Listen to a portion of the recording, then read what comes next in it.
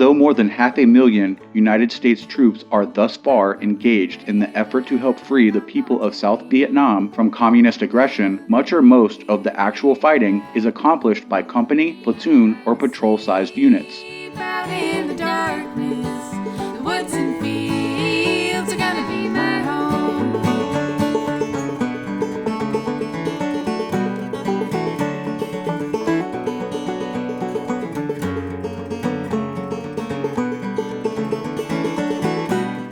Combat operations are conducted in extremely diverse geographical areas. For example, the muddy, odorous rice paddies of the Mekong River Delta, the coastal plains of the South China Sea, and the steaming mountain jungles of the Central Highlands.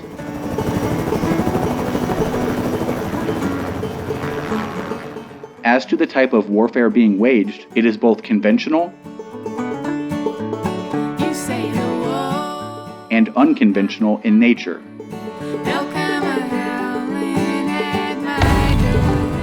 As a result, today's small unit leader must be capable of conducting a variety of missions in any type of geographic and climatic environment. To develop and produce such leaders is the job of the Ranger Training Command, the United States Army Infantry School located in Fort Benning, Georgia. Here, for a period of 8 weeks, selected officers and non-commissioned officers from every branch of service in the armed forces, including Allied, are subjected to a progressive program of physical conditioning and practical military exercises designed to develop the basic characteristics of the ultimate soldier, the United States Army Ranger.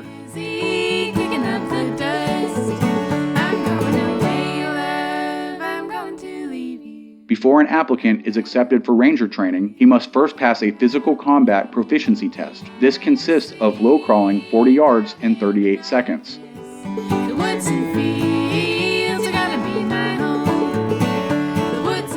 Negotiating 23 rungs of horizontal ladder in 1 minute.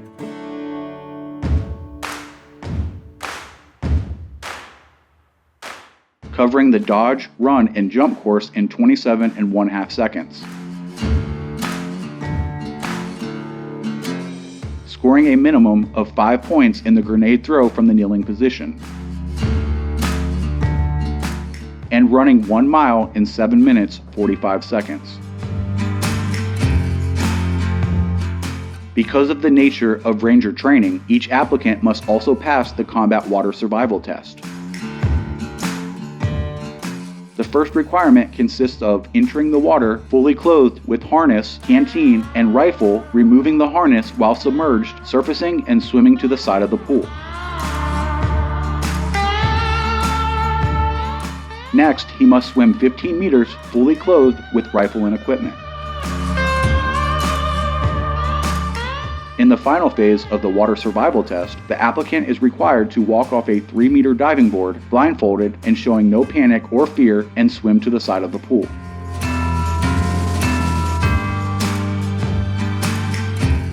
Applicants failing to pass both the combat proficiency and water survival tests are not enrolled in the Ranger course. This is done for their own safety.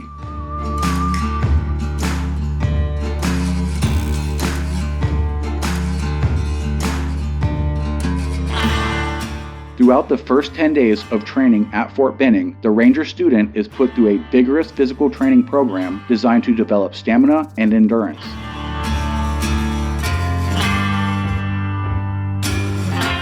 In addition to these normal daily exercises, which are only a warm-up, there are chin-ups, the low crawl, the horizontal ladder,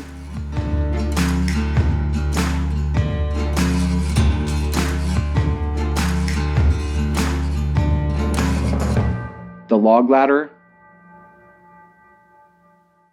and the rope climb.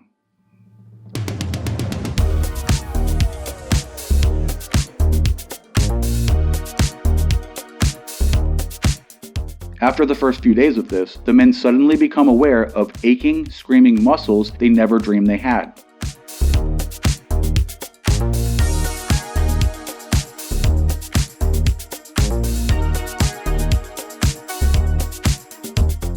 And always there is a tactical officer observing and evaluating. It is his responsibility to assure that each student performs at the highest degree of efficiency. If a student appears to be having difficulty, the tactical officer will counsel and assist him in meeting the high standards of achievement required for successful completion of Ranger School.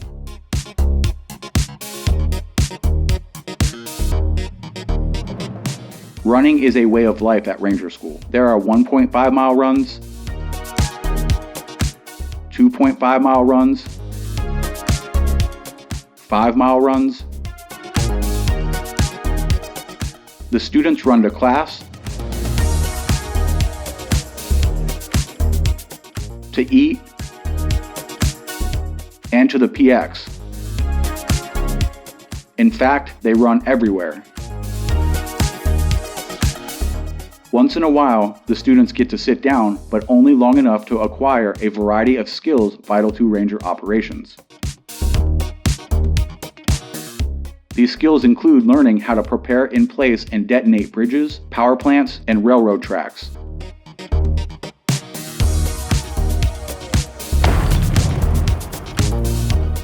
Or how to navigate by day, by night, behind enemy lines with only a compass and a map.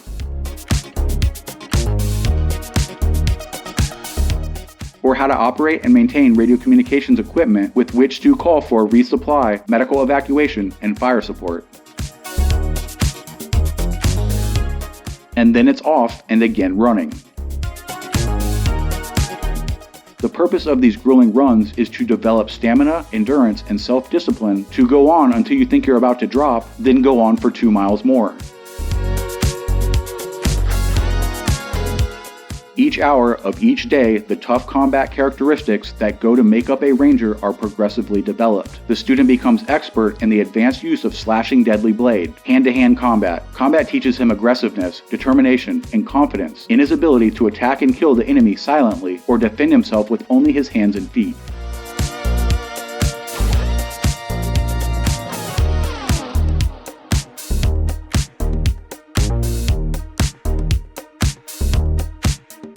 Patrolling is one of the most important subjects taught at the school.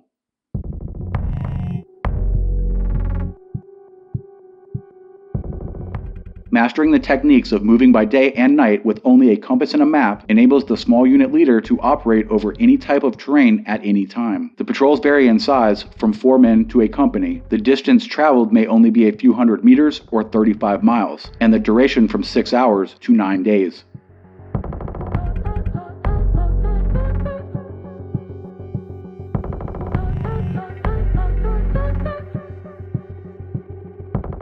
Sometimes the men get a chance to practice tactical survival, trained to operate deep in enemy territory without normal lines of supply. A Ranger must know how to live off the land.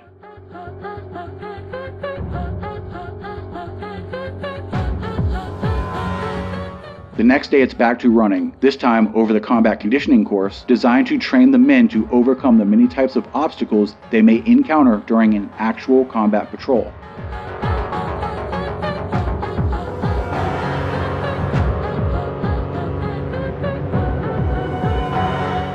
Tough, you bet it's tough, but then you've got to be tough to be a Ranger.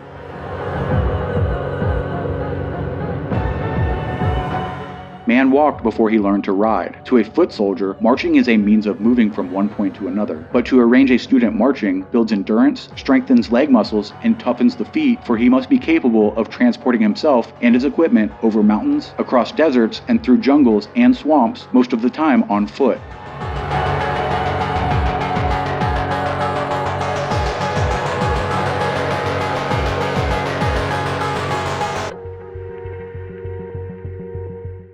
These students are now completing a 17-mile march, which will culminate with a rope drop confidence test. The purpose of this test is to increase the individual's confidence in himself and to overcome fear of hazards commonly encountered on Ranger-type missions, such as height, water, and danger of personal injury.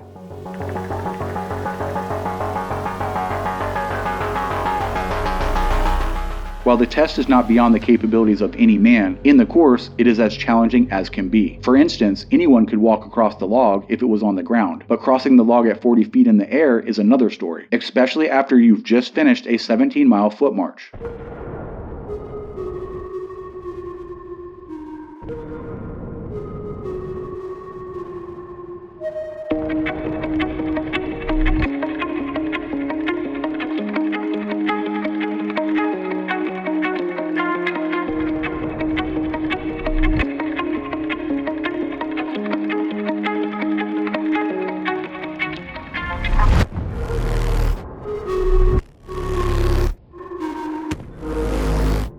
This is the suspension traverse, known as the slide for life. Like the rope drop test, its purpose is to develop the individual's self-confidence and to overcome his fear of height, water, and personal injury.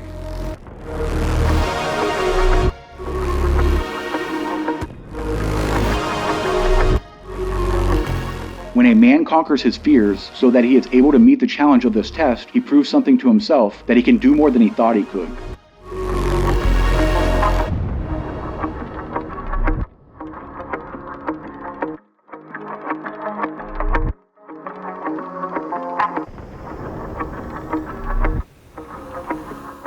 Every student must pass this and the rope drop test before he can graduate or move on to the next phase of Ranger training at the Mountain Ranger Camp.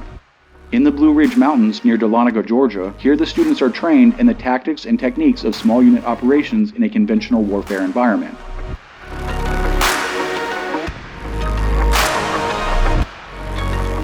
Training includes the art of military mountaineering. Rappelling is the shortest, fastest, and most direct way of getting down a mountain cliff.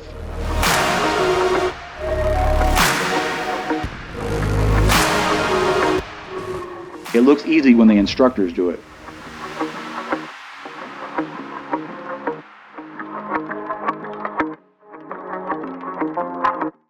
But when a student does it, anything can happen.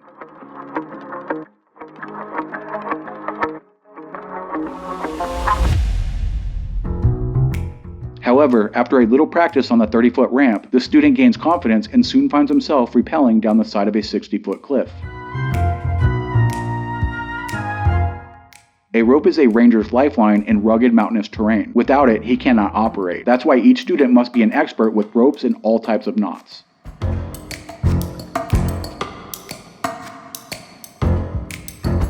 For example, there are knots for litter evacuation, and knots for bridges. Once a student has mastered the use of ropes and knots, he is capable of constructing a rope bridge like this one, permitting him to negotiate the most impassable terrain.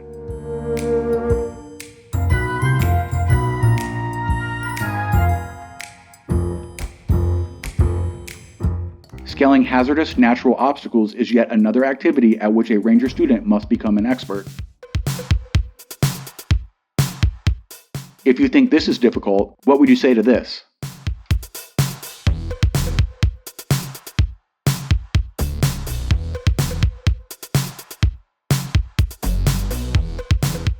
Leading the way in every combat unit with prompt obedience, self-discipline, and leadership, the United States Army Ranger is truly the ultimate soldier.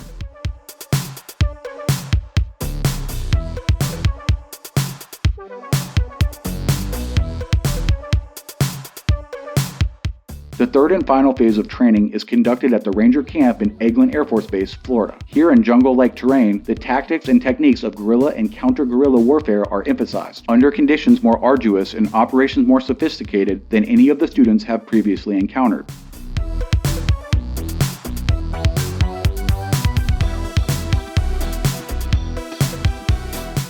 Additional technique training presented in the Florida phase includes the employment of inflatable rubber boats for use on inland and coastal waterways.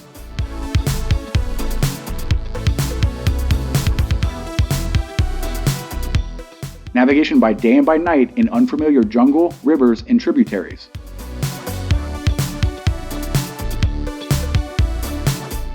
And in the event boats are not available, stream and river crossing expedients.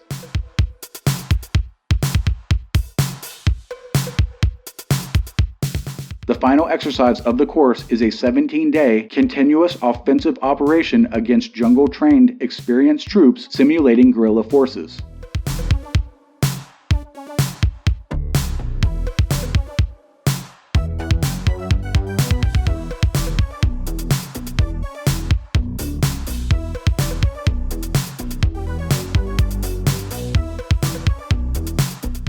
During this period, the students experience hunger, fatigue, and strain, living under conditions sometimes more severe than actual combat. They are entirely on their own, working against the terrain, the weather, and an experienced aggressor enemy.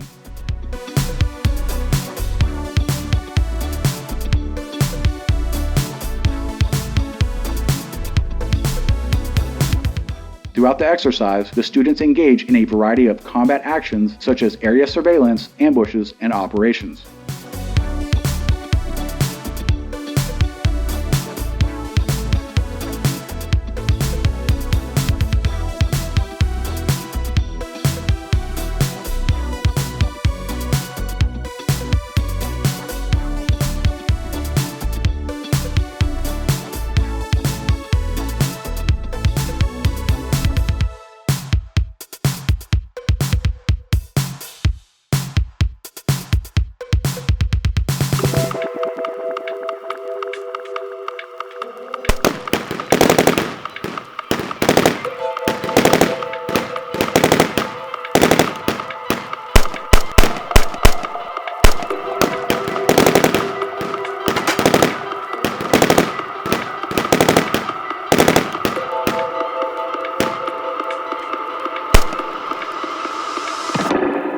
Run faster than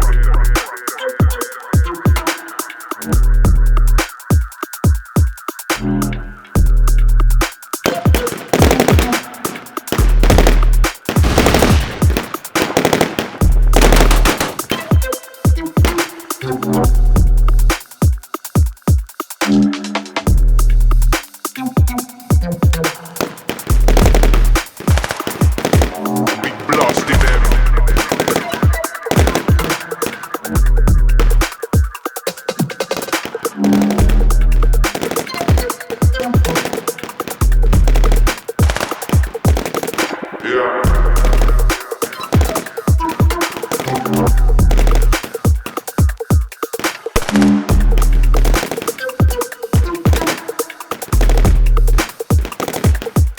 Sharper than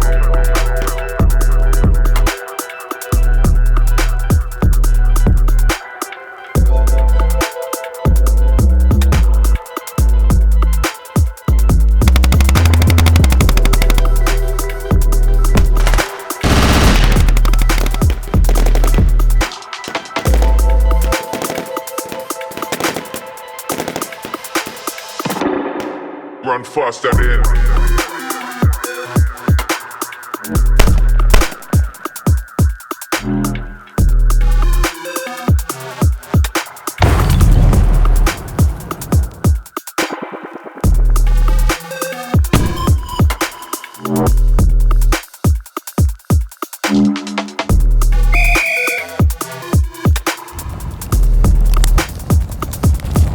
big blast in them.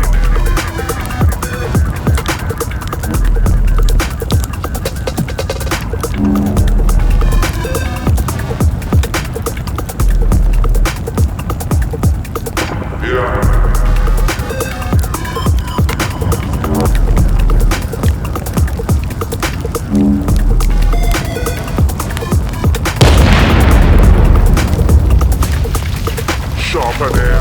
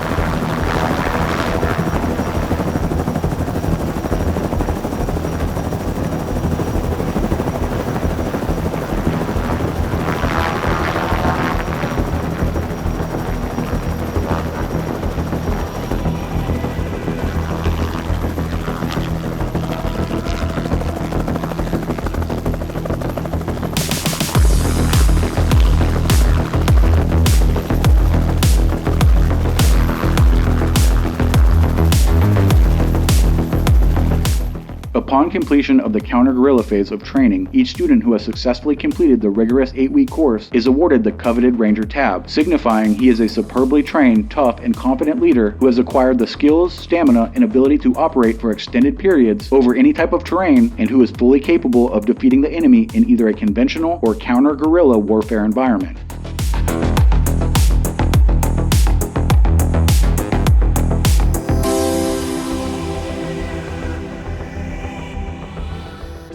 Leading the way in every combat unit with prompt obedience, self-discipline, and leadership, the United States Army Ranger is truly the ultimate soldier.